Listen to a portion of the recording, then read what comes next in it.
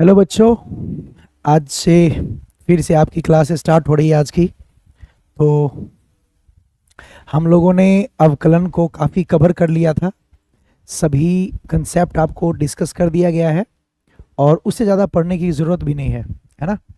तो फिज़िक्स में इतना मोर देन सफिशियंट है। और बाकी जो इसका पार्ट और एक्स्ट्रा आपको पढ़ना है, तो जो मैथ्स वाले स्टूडेंट होंगे उनको मैथमेटिक्स में पढ़ाया जाएगा, तो फिर वहाँ पे खूब लंबा चलेगा। बट चलिए, आपने यहाँ पे पढ़ लिया तो आपको काफ़ी हद तक मैथमेटिक्स में भी हेल्प मिल जाएगी। तो ये एक बहुत अच्छी बात है, क्योंकि आप बेसिक कंसेप्ट सीख चुके होंगे। बेसिक वहाँ भी यही रहता है, तो बेसिक कंसेप्ट में आपको कहीं दिक्कत होगा नहीं। और फिजिक्स में क्या जरूरत पड़ने वाली है, तो याद रखिएगा, जो अपने फिजिक्स में हम लोग यूज़ करेंगे वो एकदम नॉमिनल यूज़ करेंगे, है ना। दो method, first and second, most conditions में यूज़ किए जाएंगे। मोस्टली एक्चुअली कह दो कि हम लोग यूज़ करने वाले हैं वही rule number 1 and rule number 2। फिर कुछ कंडीशंस में आपको साइन कॉस मिलेगा, है ना। बहुत रेयर है कि आपको 10 मिलेगा। लॉग और जो e to the power x वाला था बहुत रेयरली मिलता है, तो ना के बराबर ही रहता है। मल्टीप्लिकेशन डिवीजन रूल भी बहुत रेयर मिलेगा। तो आप ये समझ लीजिए कि आपका 90% काम जो है ना, वो रूल नंबर 1 और रूल नंबर 2 पे होगा फिजिक्स में। तो उस पार्ट को बहुत अच्छे से आप लोग प्रैक्टिस करते रहेंगे, और मैं ऐसा एक्सपेक्ट भी करता हूं कि आप इतना तो करेंगे कम से कम। चलिए, अब हम आगे बढ़ते हैं। सभी बच्चे फटाफट कनेक्ट हो जाइए जो कनेक्ट अभी तक नहीं है, और फिर आगे कंटिन्यू करते हैं। आज हम लोग क्या करने वाले हैं, अपना अवकलन तो खत्म हो गया, तो हम लोग क्या करने वाले हैं, ये जो अवकलन है ना, जो अवकलन है उसका हम लोग अनुप्रयोग पढ़ने वाले हैं। अवकलज का अनुप्रयोग, जो हमारा टॉपिक है वो क्या है, अवकलज का अनुप्रयोग। इसका क्या मतलब हुआ आप जानते हैं। इसका ये मतलब है कि हम लोग डिफरेंशिएशन का एप्लीकेशन, मतलब उसकी यूजेज, हम अपने फिजिक्स में या और भी कह सकते हैं मैथमेटिक्स में भी प्रैक्टिकली इसको हम कैसे यूज करेंगे। आपने रूल तो सीख लिया, अब ये रूल कहां कहां पे लगाना है, मैं चाहता हूं कि इन सभी बातों को ना एक जगह जिक्र कर दूं। मैं ऐसा क्यों कर रहा हूं, बहुत सारे बच्चे रूल सीख लिए, अब उनको पता ही नहीं है कि मैं लगाऊंगा कहां। तो वैसे तो बहुत सारे ऐसी जगह है जहां पे आप इसको अप्लाई करेंगे, बट मेनली कौन कौन सा पार्ट है जहां पे आपके माइंड में तुरंत स्ट्राइक करना चाहिए कि नहीं, यहां पे मुझे डिफरेंशिएशन यूज करना है, उन चीजों को थोड़ा कवर कर लेते हैं, ठीक है। और मैं उसको सिंपल शब्दों में बताने का कोशिश करूंगा कि आप देखें और आपके माइंड में आ जाए कि हमको अवकलन यहां पे यूज करना है या नहीं करना है, ठीक है। तो सबसे पहला, कहीं पर भी परिवर्तन का दर ज्ञात करना हो, क्या ज्ञात करना हो, परिवर्तन का दर। तो जहां पर भी आपको परिवर्तन का दर ज्ञात करना हो किसी चर के सापेक्ष, तो आप इसका इस्तेमाल करेंगे। यह चर्चा मैंने आपको फर्स्ट क्लास में भी किया था, अगर आपको याद हो तो, कि अवकलन का मतलब ही होता है परिवर्तन का दर किसी चर के सापेक्ष, ठीक। अब चलिए, यह वर्ड आपको समझने में हो सकता है कठिनाइयां आ रही हो, तो मैं इसको एक सिंपल शब्दों में फिर से बोल रहा हूं। कहीं पर भी अगर आपको परिवर्तन का दर निकालना है ना, तो आप ये समझो y का x से भाग है। क्या समझेंगे, y में x से भाग है। आप ये समझ लो ना कि कहीं पर भी अगर भाग हम दे रहे हैं, भाग कर रहे हैं, डिवीजन, कहीं पर भी अगर आप भाग दे रहे हैं, जैसे मैं बोलता हूं कि y बाई एक्स, तो कहीं पर भी अगर आप भाग दे रहे हैं और उस y में और उस x में बहुत छोटा सा चेंज है, माइनर सा परिवर्तन है, तो आप यहां पर अवकलन लगा सकते हैं और आप इस्तेमाल कर लेंगे dy by D x. Yes और नो। जैसे आप समझो, मैं कह रहा हूं क्या कि वास्तव में कह दो तो ये दो चीजों का एक तरीके से डिवीजन ही है। वास्तव में हम कर क्या रहे हैं, भाग ही दे रहे हैं, लेकिन ये क्या कर रहे हैं, किसका भाग दे रहे हैं, y का परिवर्तन बहुत छोटा है, x का परिवर्तन बहुत छोटा है, और इन दोनों को आपस में डिवीजन किया जा रहा है ना। जो मैं आज बोलने वाला हूं आपको पता है कि बहुत ही ज्यादा प्रैक्टिकल है, तो थोड़ा सा आप गहराई में सोचेंगे तो आपको कंसेप्ट क्लियर होगा, अदरवाइज आप कंफ्यूज रहेंगे।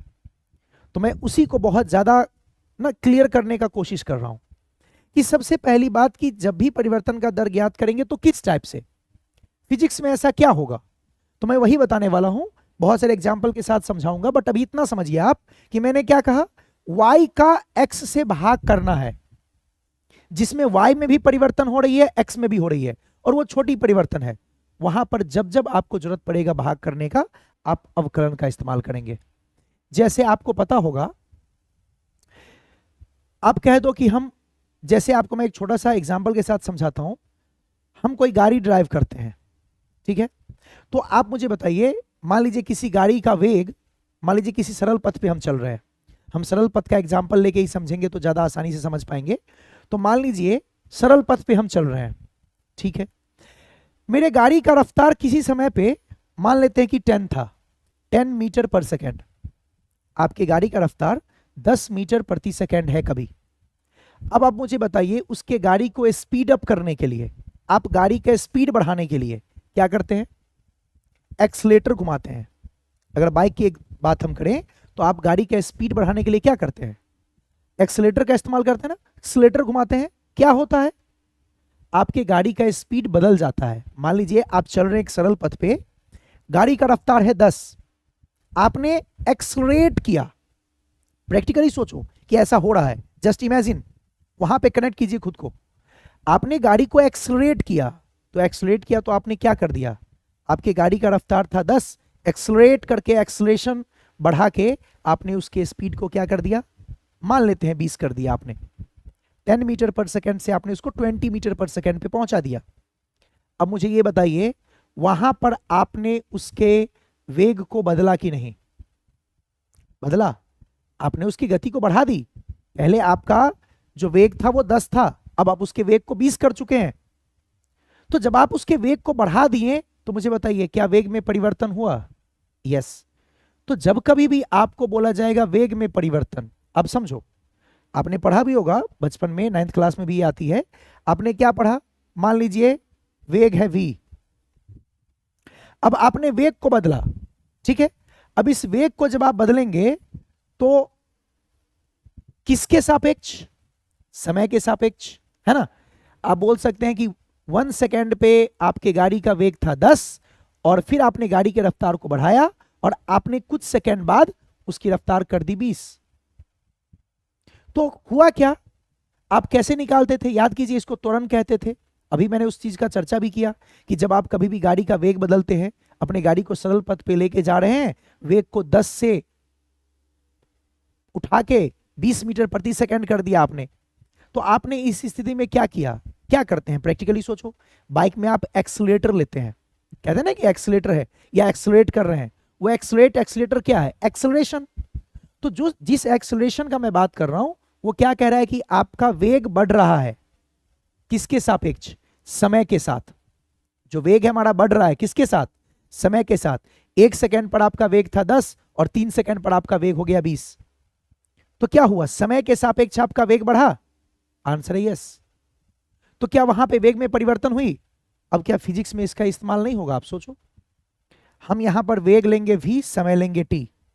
अब ये तो मैंने कहा परिवर्तन, जब आपने बड़ा परिवर्तन लिया, 1 सेकेंड से उठा के लेके गए 3 सेकेंड तक, 10 से अपनी गति को कर दिया आपने 20। अगर ये परिवर्तन बहुत छोटा होगा, है ना, मैं कहूंगा कि 1 सेकेंड पर आपका गति था 10 और इसी तरीके से आपने अपने गति को बढ़ाया, आपने अपने वेग को बढ़ाया और कितने सेकेंड बाद, तो आपने थोड़ा सा बढ़ाया 1 से 1.001 सेकेंड बाद।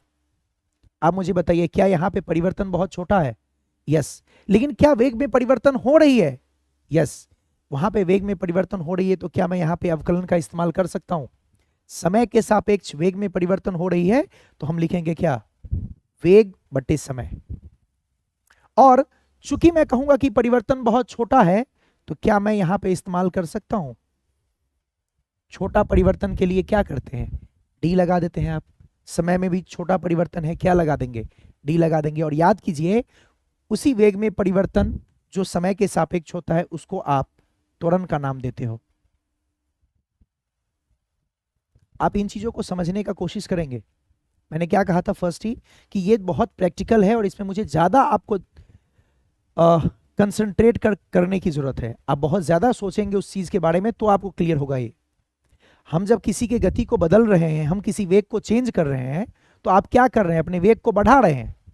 मान लीजिए आपने एक्सेलरेशन से उस वेग को बढ़ाया, तो आपने अगर एक्सेलरेशन से वेग को बढ़ाया तो 10 से उठा के 20 लेके गए, तो क्या किया आपने, कुछ समय अंतराल में अपने गति को बढ़ा दिया। मैं कहता हूं कि यह परिवर्तन अगर बहुत छोटा है तो जो वेग में परिवर्तन होता है क्या उसी को आप त्वरण कहते हैं? समय के सापेक्ष जो वेग में परिवर्तन होता है आप उसे त्वरण कहते हैं। पढ़े होंगे, वेग में परिवर्तन की दर को त्वरण कहते हैं। तो इसी तरीके से आपने जो वेग में परिवर्तन किया समय के सापेक्ष, अगर वो परिवर्तन बहुत छोटा था या बहुत छोटे समय के लिए था, तो आप उसको क्या लिख सकते हैं? हम पहले कैसे लिखते थे? वेग में परिवर्तन की दर तो आप लिखते थे v/t या डेल्टा v/Δt। अगर यही परिवर्तन बहुत छोटा है तो हम लिख देंगे dv/dt। और आप देखिए क्या ये दोनों डिवाइड हो रहा है? आंसर है यस। क्या निकल के आ रहा है? ये निकल के आ रहा है एक्सेलरेशन, त्वरण। आपको ये चीज समझना होगा कि जब किसी चीज का परिवर्तन होता है तो उस परिवर्तन के दर को हम लोग अवकलन कहते हैं। कंडीशन यह है कि परिवर्तन बहुत छोटा होना चाहिए। यस और नो? तो इस तरीके से बहुत इजीली आप समझ सकते हैं, है ना। तो सबसे बढ़िया एग्जांपल यही था, क्योंकि आप प्रैक्टिकली देखते हैं, इसलिए मैंने आपको इस एग्जांपल को ही क्लियर करने का कोशिश किया है। वैसे तो मैंने आपको बताया था कि आप x में परिवर्तन करेंगे तो y में भी परिवर्तन होगा। अब x का परिवर्तन बहुत छोटा है तो y का परिवर्तन भी बहुत छोटा होगा, तो उसको हम लोग अवकलन कहेंगे। उसी तरीके से मैंने कहा कि जब आप गति बढ़ाएंगे, 10 से गति को उठा के 20 ले जाएंगे 1 सेकेंड से 3 सेकेंड में, तो यहाँ समय का अंतराल ज्यादा है। यही समय का अंतराल बहुत कम होगा, आपको बोलेगा 1 सेकेंड और 1.001 सेकेंड में बताइए कितना गति में परिवर्तन हुआ या वेग में परिवर्तन हुआ। तो उस स्थिति में जब भी आपको परिवर्तन के दर की बात की जाए तो आप क्या इस्तेमाल करेंगे? अवकलन, है ना।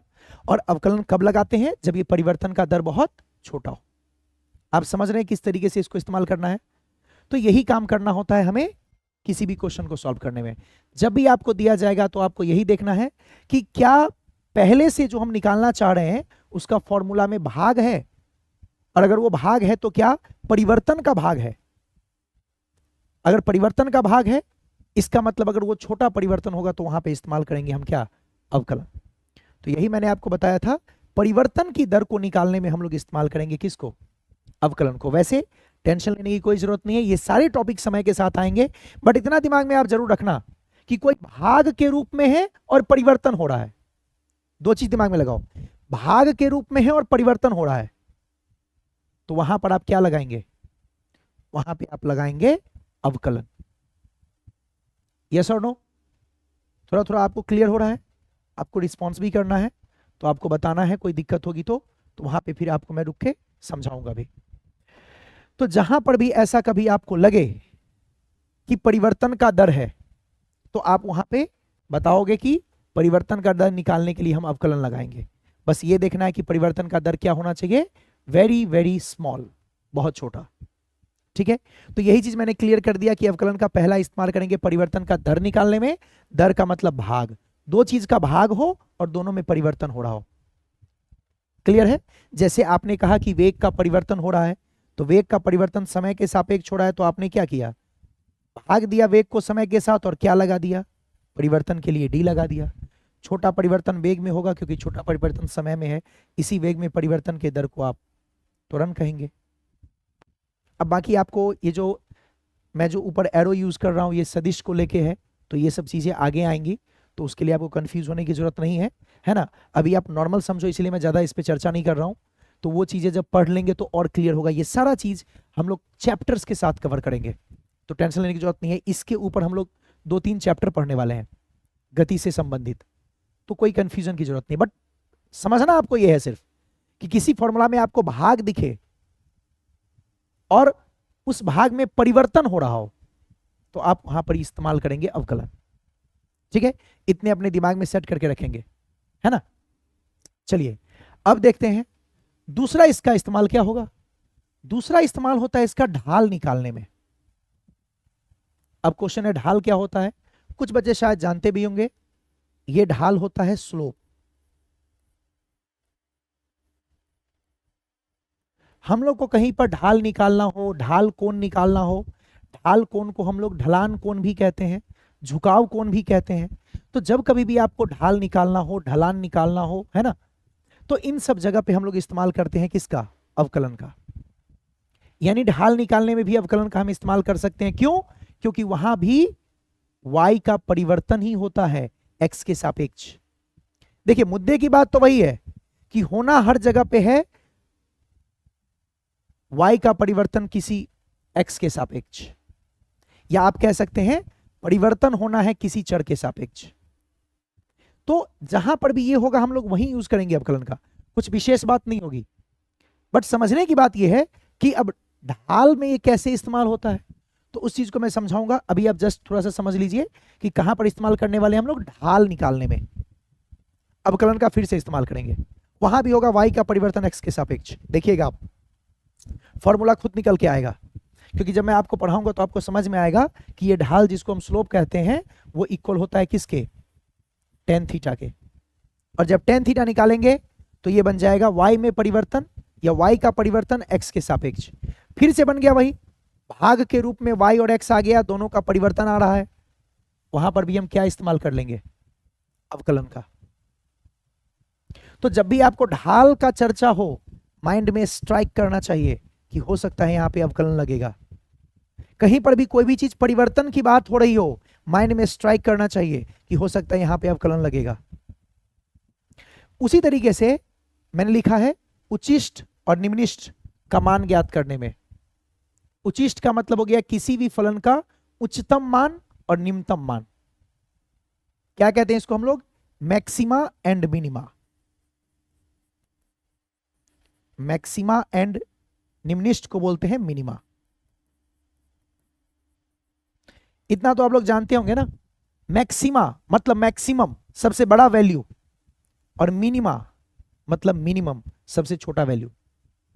ये सारी चीजें जो आप सुन रहे हैं आपके लिए बहुत नया है, इसलिए मैं चाहता हूं कि आप इससे थोड़ा अवेयर हो जाएं। आपको ये नहीं लगे कि सडनली आया। वैसे आप ये समझिए कि आप कोई भी चीज कंसेप्ट अपने लाइफ में जब पढ़े थे तो वो आपके लिए फर्स्ट टाइम था। जब आपने उसको मल्टीपल टाइम सुना, मल्टीपल टाइम प्रैक्टिस किया, तो वो आपके लिए इजी हो गया। आप सोचो जब आप बचपन में टेबल सीख रहे थे, है ना, या जोड़ घटाव सीख रहे थे, उस टाइम पे भी आपको उतना ही अजीब लगा होगा जितना अजीब अभी आपको ये सब सुनने में लग रहा है, क्योंकि उस समय वो आपके लिए नया था। अब वो आप अपनी रोजमर्रा की जिंदगी में यूज करते हो तो आपके लिए आसान हो गया है, क्योंकि आप उसको हर दिन देख रहे हैं, आप उन चीजों से हर दिन अवेयर हो रहे हैं, तो आपके लिए वो काफी इजी हो गया। वही चीज जब फर्स्ट टाइम आप सीखे थे तो आपको उतना ही बुरा लग रहा था जितना बुरा आज लग रहा होगा कि ये क्या क्या टर्म लिखा हुआ है। तो इसको जब आप समझेंगे और सुनेंगे तो आपको समझ में आएगा मैं कहना क्या चाहता हूं। तो इसी चीज को मैं चाहता हूं कि आप इसको थोड़ा सा पकड़ो, इसको होल्ड करना सीखिए, क्योंकि जो कंसेप्ट आप नहीं जानते हैं वो आपको नया लगेगा ही, और आप चूंकि नया कंसेप्ट है वही सीखने के लिए तो आप हमें ज्वाइन किए हो, इसलिए आपको सीखना ही पड़ेगा। तो देखते हैं उचिष्ट का मतलब क्या होता है? किसी भी चीज का उच्चतम मान। आप जानते हैं ना दुनिया में हर चीज का कुछ ना कुछ सबसे उच्चतम और सबसे निम्नतम है। उसी तरीके से सबसे उच्चतम मान क्या होगा और सबसे निम्नतम मान क्या होगा? सबसे बड़ा मान, सबसे बड़ा वैल्यू, सबसे छोटा वैल्यू। इस बात को हम निकालने के लिए भी किसका इस्तेमाल करेंगे? अवकलन का। पहले तो इतनी बात दिमाग में सेट करो, बाकी तो मैं डिटेल में आपको डिस्क्राइब कर ही दूंगा, बहुत डिटेल में पढ़ेंगे, लेकिन पहले इस कंसेप्ट को क्लियर कीजिए कि अवकलन को हम कहां कहां इस्तेमाल करने वाले हैं। कहीं भी कोई भी चीज परिवर्तन का बात हो आपके दिमाग में आना चाहिए कि अवकलन लगेगा। कहीं पर भी अगर आपको ढाल का चर्चा दिखे तो आपके माइंड में यह आना चाहिए कि अवकलन यहां पे इस्तेमाल हो सकता है। और कहीं पर भी आपको पूछा जाए कि इस फलन का उच्चतम मान बताइए, इस फलन का निम्नतम मान बताइए, उस वक्त भी आपके दिमाग में यह आना चाहिए कि यहां पे अवकलन का इस्तेमाल होगा। इन तीनों को अपने माइंड में सेट कर लीजिए, क्योंकि जब आपके सामने ये फर्स्ट टाइम आएगा और आप जब सुनोगे आपके माइंड में ये स्ट्राइक नहीं करेगा कि आपको निकालना क्या है। जब ये माइंड में स्ट्राइक नहीं करेगा तो आप कैसे सॉल्व करेंगे? आपको पता थोड़ी चलेगा कि कौन सा मेथड लगाना है। तो इन चीजों से आप अवेयर हो जाएंगे तो आपको क्लियरली पता होगा कि हमें क्या निकालना है। इसलिए मैं बार बार रिपीट कर रहा हूं, कहीं पर भी परिवर्तन का बात हो, गति परिवर्तन हो गई, स्थिति परिवर्तन हो गई, किसी भी चीज की परिवर्तन की बात हो, आप एकदम निश्चिंत होकर दिमाग में पहले लाना कि हो सकता है यहां पे अवकलन लगे। क्लियर? और परिवर्तन में आप देखें क्या करना पड़ता है, सिंपल सा एक भाग के रूप में आपको फॉर्मूला दिखेगा, है ना। जैसे वेग बटे समय, और इसमें आपने डी लगा दिया, हो गई वेग की परिवर्तन समय के सापेक्ष, हाँ या ना। तो इस तरीके से आपको सोचना है। y बाई एक्स, वाई का x से भाग था, आपने डी लगा दिया, मतलब y का परिवर्तन x के सापेक्ष। ऐसे बहुत सारी चीजें हो सकती है ना। स्थिति में परिवर्तन होता है समय के सापेक्ष, आवेश में परिवर्तन होता है समय के सापेक्ष। तो ये सारी चीजें आएंगी, जैसे जैसे आप आगे बढ़ेंगे वैसे वैसे ये सब आपको मिलेगा, है ना। तो ये चीजें अपने दिमाग में रखना है कि जब किसी भी चीज की परिवर्तन की बात की जाए ना, जब कहीं भी परिवर्तन का बात किया जाए, किसी चर के सापेक्ष, समय के सापेक्ष हो सकता है, वो एक्स के सापेक्ष हो सकता है, आप निश्चिंत होके कंसेप्ट यूज करेंगे अवकलन का। ढाल निकालने के लिए कभी कोई आएगा आपके सामने, आपके दिमाग में ये आना चाहिए कि यहां पे हम अवकलन को इस्तेमाल करने वाले हैं। और उसी तरीके से अगर आपको कहीं पर निकालना है उच्चतम मान, कोई भी फलन आपको देके पूछेगा कि इसका उच्चतम मान बताइए, इसका निम्नतम मान बताइए, बोला जाएगा। आप सोचेंगे फिजिक्स में इसका क्या यूज करने वाले हैं, बोलेगा आपसे कोई इक्वेशन दिया रहेगा, आपको बोलेगा बताइए इसका मैक्सिमम स्पीड। हम आप बाइक चलाते हैं तो मैक्सिमम स्पीड होती है ना, आपको बोल देगा बताइए इसका मैक्सिमम स्पीड, बताइए इसका मिनिमम स्पीड। क्या करोगे उस समय में आप? 12 में आप जाएंगे तो आपने भी 10th में पढ़ा होगा, किसी वायर से करंट फ्लो कर रही है, किसी तार से विद्युत धारा प्रवाहित होता है, बोल देगा आपको बताइए इसका जो मैक्सिमम धारा है वो कितना होगा। तो जहां पर भी आपको मैक्सिमम मिनिमम का चर्चा दिखेगा, जहां पर भी उच्चतम निम्नतम का चर्चा दिखेगा, आपके माइंड में आना चाहिए कि यहां भी अवकलन लगाना है। तो अवकलन के लिए ये 3 बातें अपने माइंड में सेट कर लेना आपको। निम्नतम मान बोलेगा उस समय भी आप लगा सकते हैं अवकलन, और उच्चतम बोलेगा उस समय भी लगा सकते हैं अवकलन। बस यही है कि जब आप निम्नतम उच्चतम मान निकालने के लिए अवकलन लगाएंगे तो इसमें एक मजे की बात क्या होती है, इसमें अवकलन निकाल के और उसको करना होता है इक्वल टू 0। खैर ये हम समय के साथ पढ़ेंगे, बट आप समझो कि लगाना तो अवकलन ही है, कंसेप्ट तो वही यूज करना है, रूल्स वही लगाने हैं। तो ये सब चीजें जो है अपने दिमाग में चलते रहना चाहिए, ताकि आपको ये पता लगे कि हम किसका इस्तेमाल कहां करेंगे। अब चलिए, सबसे पहले जैसा कि मैंने आपको बता दिया कि परिवर्तन का दर ज्ञात करना है, तो सबसे बेसिक एग्जांपल यही था कि कोई गाड़ी गति में है, अब वो अपनी गति को बढ़ा रही है। आप बाइक चलाते हैं, बाइक चलाते वक्त अपने बाइक की स्पीड को बढ़ाते हैं। तो जब आप अपने बाइक की स्पीड को बढ़ाते हैं तो आप याद करो कैसे बढ़ाते हैं, एक्सीलरेटर से। कोई कार भी ड्राइव कर रहा है तो वो भी एक्सीलरेटर का यूज करता है। उसका नाम एक्सीलरेटर कैसे दिया गया? क्योंकि उसने वेग को चेंज किया। मैं सरल पथ का बात कर रहा हूं, तो सरल पथ पे अगर आप चल रहे हैं तो आपने अपनी गति को बढ़ा ली, अपने गति को उठा के 10 से कर दिया 30, या 10 से उठा के 50 कर दिया। कैसे किया? आपने उसके लिए इस्तेमाल किया है एक्सीलरेटर का। तो जब भी आप एक्सीलरेटर का इस्तेमाल कर रहे हैं तो आपकी गति बढ़ रही है। तो गति बढ़ रही है, इसका मतलब क्या हो रहा है? गति में परिवर्तन हो रहा है। और गति में परिवर्तन हो रहा है, इसका मतलब अगर वो परिवर्तन अल्पतम समय के लिए होगा, बहुत छोटे समय के लिए होगा, तो उस वक्त हम लोग यूज करेंगे किसका? अवकलन का। आपकी स्थिति में परिवर्तन होगी, एक जगह से आप उठ के दूसरे जगह जाएंगे, आपकी स्थिति में परिवर्तन होगी समय के सापेक्ष। तो जिस दर से आपकी स्थिति में परिवर्तन होगी, क्या कहेंगे? उसको आप वेग कहोगे। तो ये सारी चीजें पढ़ेंगे हम कि जब आपकी स्थिति में परिवर्तन हो रही है, एक जगह से दूसरे जगह जा रहे हैं, आपकी स्थिति बदल रही है। अब स्थिति में परिवर्तन की दर को वेग कहते हैं, आपने पढ़ा होगा। तो जब कभी भी आपकी स्थिति परिवर्तन हो रही है, जिस दर से, आपका वेग बन जाएगा, वैसे निकालेंगे वेग। तो जब परिभाषा में खुद आप देख रहे हैं कि स्थिति में परिवर्तन की दर को वेग कहते हैं, इसका मतलब यहां पर परिवर्तन का दर तो निकाल रहे हैं, और किसके सापेक्ष निकाल रहे हैं? समय के सापेक्ष, इसलिए समय से भाग हो रहा है। तो जिसके सापेक्ष आप निकाल रहे हैं उससे उसमें भाग होगा, और जब उसमें उससे भाग होगा और परिवर्तन भी होगी, तो आपने देखा जब परिवर्तन होता है और भाग होता है तो उसके लिए हम अगर छोटा परिवर्तन है तो क्या इस्तेमाल करते हैं? अवकलन। तो आपको समझ में आया कि फिजिक्स में ये क्या होने वाला है। अभी ये सारी कहानी वहां पे यूज होने वाली है। स्थिति में मैं बोलूंगा आपको, स्थिति में परिवर्तन की दर निकालिए, इसका मतलब आपसे पूछा जाएगा कि आपसे वेग निकालने के लिए बोल रहा है। अब स्थिति में परिवर्तन यानी किसी चीज की परिवर्तन का बात किया जा रहा है, इसका मतलब यह है कि वहां पर आप इस्तेमाल करेंगे अवकलन। आपको बोला जाएगा वेग में परिवर्तन की दर निकालिए, इसका मतलब आपने वेग में परिवर्तन का दर का मतलब है कि आप वेग को बढ़ा रहे हैं या घटा रहे हैं, जो भी है। जिस तरीके से आप वेग को बढ़ाने के लिए एक्सीलरेटर का यूज करते हैं, वैसे ही वेग को घटाना है तो आप ब्रेक का यूज करते हैं। जब आप ब्रेक लगाते हैं तो गाड़ी की स्पीड 50 से 10 हो जाएगी, जब आप एक्सीलेटर लेंगे तो गाड़ी का स्पीड 10 से 40 हो जाएगा। तो आप इस तरीके से गाड़ी के स्पीड को बढ़ाते घटाते हैं। तो क्या करते हैं, यहां पर भी हम करते हैं अपनी गति में परिवर्तन या अपने वेग में परिवर्तन। तो जब आप उसको परिवर्तन कर रहे हैं, इसका मतलब वहां पर जब परिवर्तन अल्पतम समय के लिए हो, बहुत छोटे टाइम के लिए हो, तो वहां पे क्या इस्तेमाल करना होगा, अवकलन का। तो ये सब सारी चीजें हैं जहां पे हम इसका इस्तेमाल करते हैं, और ये सारी चीजें फिजिक्स में आपको यूज आने वाली है। फिजिक्स में जनरली आपको 2-3 चीज यूज आएगा, उसको दिमाग में बैठा लेंगे। वही जो मैंने आपको अभी बताया, स्थिति में परिवर्तन निकालें, आपको निकालना पड़ेगा स्थिति में परिवर्तन का दर निकालें। तो स्थिति में परिवर्तन का दर कहेगा, इसका मतलब वो आपसे वेग पूछ रहा है। आपको बोलेगा वेग में परिवर्तन का दर निकाले, यानी वो आपसे ए त्वरण पूछ रहा है, एक्सेलरेशन जिसको कहते हैं। तो जब भी आपसे ये चीजें पूछी जाएंगी आप इजीली निकाल सकते हैं। या कोई आपको ऐसी नॉर्मली फलन दिया गया, y में x के सापेक्ष परिवर्तन का दर निकालिए, तभी आप इसका इस्तेमाल कर सकते हैं। फिर इसी तरीके से आप जब सुनोगे कि ढाल निकालना है, वहां भी आप इसका इस्तेमाल करेंगे। जब भी आपको ढाल निकालने के लिए बोलेगा, आप ये इस्तेमाल करने वाले हैं अवकलन। हम सभी कर करके देखेंगे कि कैसे करते हैं, और ये तो काफी डीप में हम लोग पढ़ने वाले हैं, बट इन जनरल अभी समझ लो कि जहां पे ढाल आपको सुनाई देगा, आपके माइंड में एक घंटी बजना चाहिए कि यहाँ पे अवकलन का भी इस्तेमाल हो सकता है। क्योंकि मैं आपको पढ़ाऊंगा, हम 3 तरीके से ढाल निकालने वाले हैं।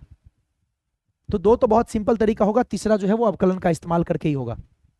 तो वो हो सकता है कि तीनों में से कोई भी मेथड आपको पूछ दिया जाए, तो आपको तीनों पता होना चाहिए। इसलिए अवकलन से भी ढाल निकलता है, और वो भी हमें निकालना आना चाहिए, क्योंकि वहां पर भी परिवर्तन होता है y का x के सापेक्ष, और चूंकि परिवर्तन है तो अवकलन लगेगा। इसी तरीके से जब आपको कोई बोलेगा उच्चतम मान निकालिए, निम्नतम मान निकालिए, है ना, मैक्सिमम वैल्यू बताइए, मिनिमम वैल्यू बताइए। मैक्सिमम मतलब सबसे लार्ज वैल्यू पूछ रहा है आपसे, सबसे बड़ा वैल्यू पूछ रहा है। मिनिमम का मतलब सबसे छोटा वैल्यू पूछ रहा है, वहां पर भी आप इस्तेमाल करेंगे। तो ये सब सारी चीजें काफी थ्योरेटिकल है, इसको ध्यान से समझना है, सुनना है, क्योंकि आपको जब बताया जाएगा तो सारे जितने भी कंसेप्ट है उसको आपस में कनेक्ट करके आपको समझना होगा कि कैसे हम निकालते हैं, कैसे फाइंड आउट करते हैं। हर एक कंसेप्ट को अगर आप डीपली देखेंगे, समझेंगे तो आपको आएगा। लेकिन हाँ, उसके लिए जितना भी आपको अवकलन का रूल्स बताया गया है, सभी प्रैक्टिस करके रखिएगा। एटलीस्ट जो स्टार्टिंग के 3-4 है वो तो पक्का ही कर लीजिएगा, और जो बिल्कुल गधा है वो कम से कम 2 करेगा। रूल फर्स्ट, रूल सेकेंड से मेरा काम हो जाएगा। बट जो भी थोड़ा ठीक ठाक बच्चा है, कम से कम 4-5-6 कंसेप्ट को मल्टीपल टाइम्स रिवाइज कीजिए, ताकि उस पर आपका पकड़ बन जाए। तो ये सब सारी इस्तेमाल है इसका, और ये हम करेंगे फिर बाद में। तो बारी बारी से सब देखेंगे। परिवर्तन का दर तो जैसा कि आप जानते हैं, ऑलरेडी आप देख चुके हैं, तो इसमें बहुत कुछ बचा हुआ नहीं है। इसमें सिर्फ जब हम चैप्टर स्टार्ट करेंगे तो जहां जहां भी परिवर्तन का दर आएगा, और आने वाला है फिजिक्स में जनरली जो भी परिवर्तन का दर निकलता है ना, वो समय के सापेक्ष, एक बात अपने दिमाग में सेट कर लीजिएगा। आपको बोलेगा स्थिति में परिवर्तन की दर ज्ञात कीजिए, मतलब वो आपसे वेग पूछ रहा है ना। स्थिति में परिवर्तन क्या चीज होती है, विस्थापन, पता है आपको। स्थिति में जो परिवर्तन होता है उसको विस्थापन कहते हैं। तो बोलेगा स्थिति में परिवर्तन का दर बताइए, मतलब वो आपसे विस्थापन बाई समय पूछ रहा है। देखिए यहाँ पे भी डिवाइड हो रहा है। तो जहां पर भी आपको ऐसा टाइप का क्वेश्चन मिलेगा जहां पे डिवीजन होगी, जहां पे भाग होगा और किसी दर का बात किया जाएगा, किसी चर के सापेक्ष, आप इस्तेमाल करेंगे। बस वहां पर परिवर्तन छोटा होना चाहिए। उसी तरीके से आपसे पूछा जाएगा बताइए वेग में परिवर्तन का दर क्या होगा।